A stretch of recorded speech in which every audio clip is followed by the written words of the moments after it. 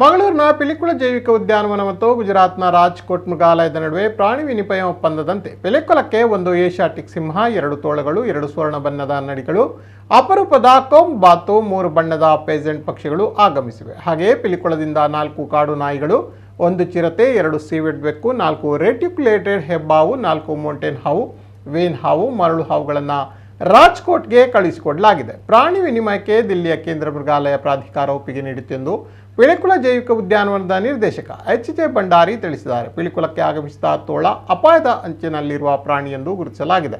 ಈ ಹಿಂದೆ ಸಾಮಾನ್ಯವಾಗಿ ಕಾಣಸಿಗುತ್ತಿದ್ದ ತೋಳಗಳು ಈಗ ಭಾರತದಲ್ಲಿ ಅಪರೂಪವಾಗುತ್ತಿವೆ. ಅಪಾಯದ ಅಂಚಿನಲ್ಲಿರುವ ಪ್ರಾಣಿಗಳಾದ ಕಾಡು ನಾಯಿಗಳು, ಹೈನಗಳು ಪಿಲಿಕುಳದಲ್ಲಿ ಸಂತಾನಾಭಿವೃದ್ಧಿಯನ್ನು ಮಾಡುತ್ತಿವೆ. ತೋಳಗಳಿಗಾಗಿ ರಿಲಯನ್ಸ್ ಫೌಂಡೇಶನ್ ನೀಡಿದ ದೇಣಿಗೆಯಲ್ಲಿ ವಿಶಾಲವಾದ ಆವರಣಗೋಡೆ ನಿರ್ಮಿಸಲಾಗುತ್ತಿದೆ ಎಂದಿದ್ದಾರೆ.